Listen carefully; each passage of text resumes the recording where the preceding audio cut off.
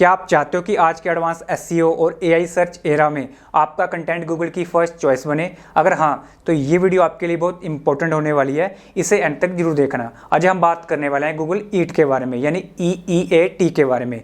ये वो सिस्टम है जिससे गूगल चेक करता है कि कौन सा कंटेंट यूजफुल और ट्रस्टवर्थी है। इस वीडियो में हम 3 पॉइंट्स को कवर करेंगे। नंबर 1, गूगल ईट क्या है। नंबर 2, एसईओ और ब्लॉगिंग के लिए ये इतना इंपॉर्टेंट क्यों है। नंबर 3, गूगल ईट के 4 मेन पिलर्स कौन से हैं और इन 4 पिलर्स के मोस्ट इंपॉर्टेंट एलिमेंट्स कौन से हैं। तो चलिए शुरू करते हैं।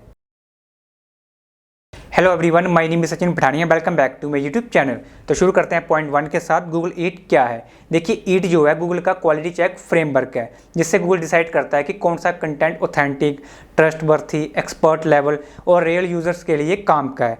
पहले ये सिस्टम सिंगल ई के साथ ईट था, बाद में गूगल ने एक्सपीरियंस वाला एक एक्स्ट्रा ई ऐड कर दिया, इसलिए अब ये EEAT यानी डबल ई के साथ ईट बन चुका है।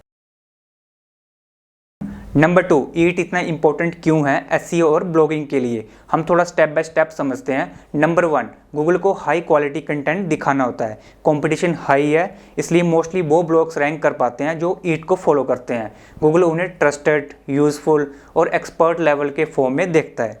Number 2, AI generated content era में ट्रस्ट सबसे बड़ा फैक्टर बन चुका है। इंटरनेट पर एआई कंटेंट बहुत ज़्यादा हो चुका है, इसलिए Google real experience, genuine insights और ह्यूमन रिटर्न वाले कंटेंट को प्रमोट करता है, और ये सब ईट से प्रूव होता है। Number 3, your money your life topics में ईट ऑलमोस्ट मैंडेटरी है।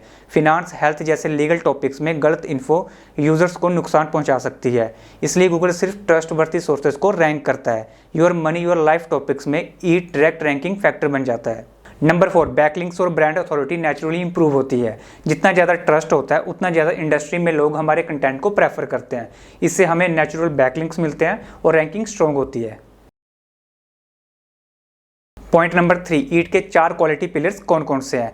इस वीडियो का ये सबसे इंपॉर्टेंट पॉइंट है, इसलिए इसको बिल्कुल ध्यान से समझना। देखिए, ईट के जो 4 पिलर्स हैं वो इसी के नाम में है। जैसे ई से एक्सपीरियंस, ई से एक्सपर्टीज़, ए से अथॉरिटेटिवनेस, टी से ट्रस्टवर्दीनेस।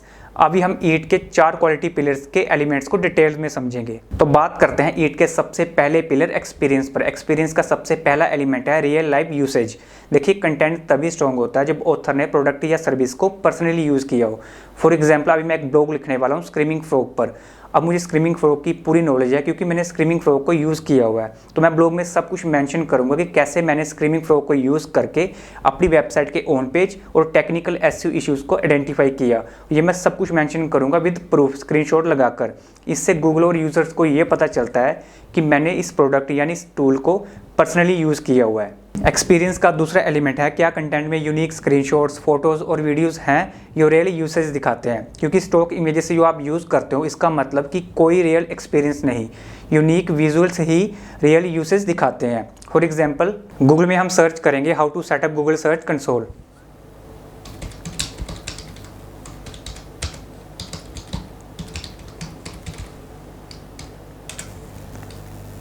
हम क्लिक कर देंगे यहाँ पर। आप यहाँ पर ये ब्लॉग देख सकते हो। जिस भी पर्सन ने ये ब्लॉग लिखा हुआ है उसने आपको कंप्लीट स्टेप बाय स्टेप बताया होगा कि कैसे आप गूगल सर्च कंसोल को सेटअप कर सकते हो, और रियल स्क्रीनशॉट के साथ बताया। आप यहाँ पर स्क्रीनशॉट देख सकते हो। एंटर वेबसाइट डोमेन, आप यहाँ पर देख सकते हो स्क्रीनशॉट। उसने आपको विद स्क्रीनशॉट बताया। इससे ये पता चलता है कि इस पर्सन ने खुद गूगल सर्च कंसोल को सेटअप किया हुआ है। तो सेम ऐसे ही आपने भी करना है। इसके बाद हम दूसरी वेबसाइट में जाएंगे। आप यहाँ पर रियल फोटोज़ देख सकते हो और आप यहाँ पर वीडियो देख सकते हो। What is happening? My name is Nick from. इसे ही कहते हैं हम रियल यूसेज। एक्सपीरियंस का एलिमेंट नंबर 3, क्या कंटेंट रियल एक्सपीरियंस से लिखा गया है या सिर्फ अदर आर्टिकल को मिलाकर। गूगल वही कंटेंट पसंद करता है जो एक्चुअल एक्सपीरियंस बेस्ड हो। कॉपी पेस्ट और रीराइट कंटेंट को गूगल बिल्कुल भी वैल्यू नहीं देता। फॉर एग्जाम्पल, अगर आप how to increase website traffic topic पर ब्लॉग लिख रहे हो, उसमें सिर्फ टिप्स मत दो, अपनी रियल स्ट्रैटेजी शेयर करो। कैसे आपने कीवर्ड चूज़ किए, कैसे आपने कंटेंट लिखा, क्या स्ट्रक्चर था आपका ट्रैफिक पहले क्या था, उसके बाद आपका ट्रैफिक क्या था, ये आपको सब कुछ मेंशन करना पड़ेगा। फॉर एग्जांपल, अभी मैं आपको Ahrefs का एक ब्लॉग बताता हूँ। आप इस ब्लॉग को देख सकते हो और टॉपिक है इंक्रीज ऑर्गेनिक ट्रैफिक। जिस भी ऑथर ने ये ब्लॉग लिखा हुआ है उसने रियल स्क्रीनशॉट के साथ अपनी रियल स्ट्रैटेजी शेयर की हुई है। आप देख सकते हो।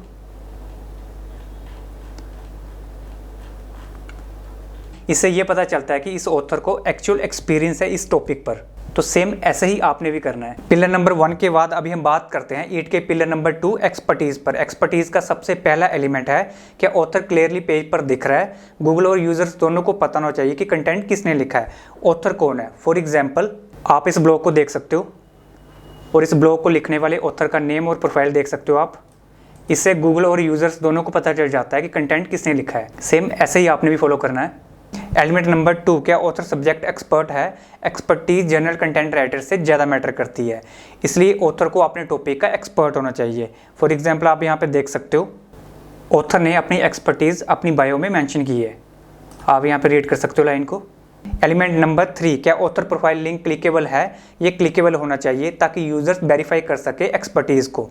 जैसे आप यहाँ पे देख सकते हो ये ऑथर है और यहाँ पर ऑथर की प्रोफाइल है, मैं यहाँ पर क्लिक करूँगा और ऑथर की प्रोफाइल का लिंक क्लिकेबल है। यहाँ से आप पता कर सकते हो ऑथर ने और कितने ब्लॉग लिखे हुए हैं। एलिमेंट नंबर 4, क्या ऑथर ने अपनी प्रोफाइल में बायो ऐड की है। बायो ऐड करना बहुत ज़रूरी होता है क्योंकि ऑथर का वो एक्सपीरियंस और एक्सपर्टीज दोनों बताती है। जैसे आप यहाँ पे देख सकते हो ऑथर ने कंप्लीट बायो ऐड की है जिसमें ऑथर का एक्सपीरियंस और ऑथर की एक्सपर्टीज़ दोनों आप यहाँ पे देख सकते हो। एलिमेंट नंबर 5, क्या ऑथर प्रोफाइल कंप्लीट है।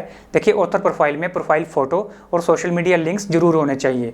जैसे आप यहाँ पे देख सकते हो ऑथर की प्रोफाइल और सोशल मीडिया लिंक्स, ये ऑथर की आइडेंटिटी और एक्सपर्टाइज वेरीफाई करने में मदद करते हैं। Element number 6, profile page schema, ये बहुत ज़रूरी होता है ताकि गूगल हमारी ऑथर पेज को ईजिली समझ सके। फॉर एग्जाम्पल आप यहाँ पर ये ऑथर प्रोफाइल देख सकते हो, इस ऑथर प्रोफाइल में आपने प्रोफाइल पेज स्कीमा ऐड करना। जैसे ये आप स्कीमा देख सकते हो। Pillar number 3, अथॉरिटेटिवनेस। पिलर नंबर 3 का सबसे पहला एलिमेंट है strong about us page.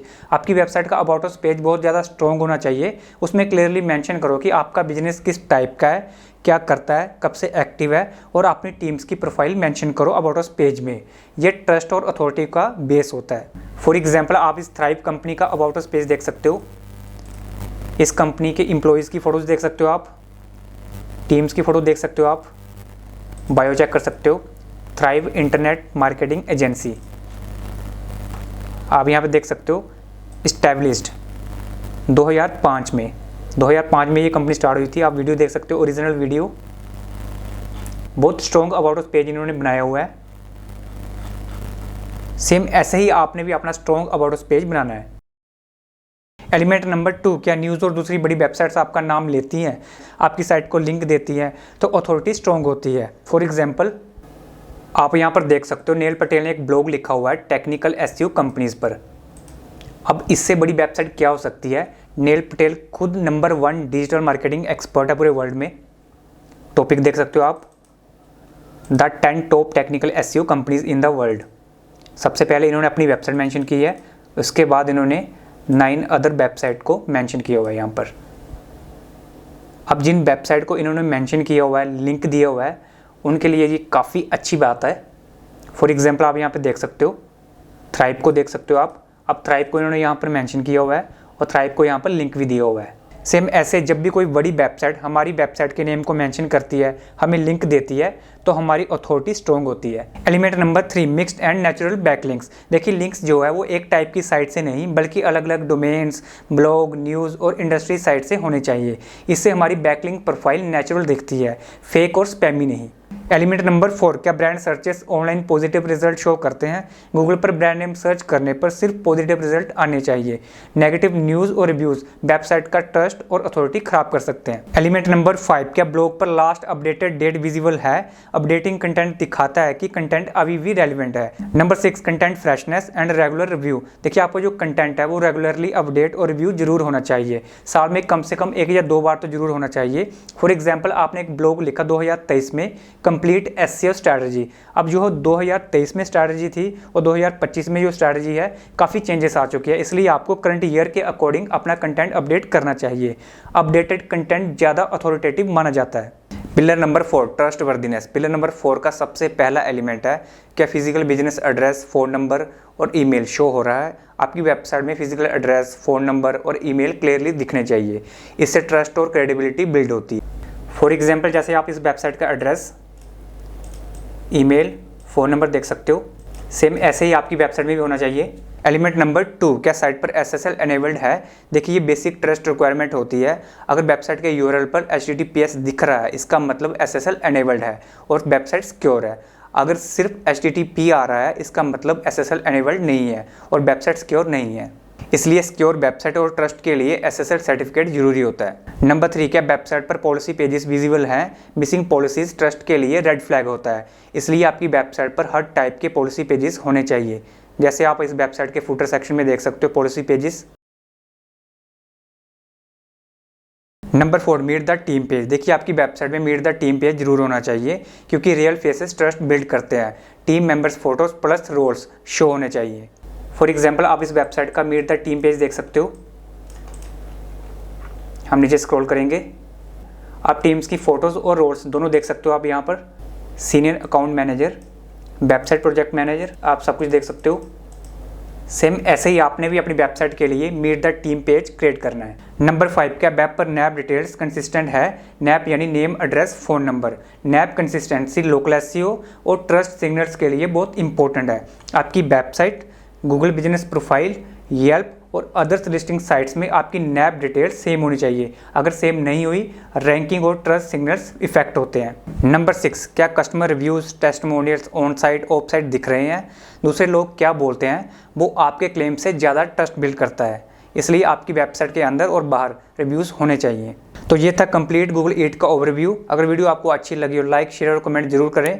Channel को सब्सक्राइब और बेल आइकन को दबाना ना भूलें, ताकि ऐसे आपको हेल्पफुल वीडियो मिलती रहे। तो मिलते हैं नेक्स्ट वीडियो में, तब तक के लिए टेक केयर।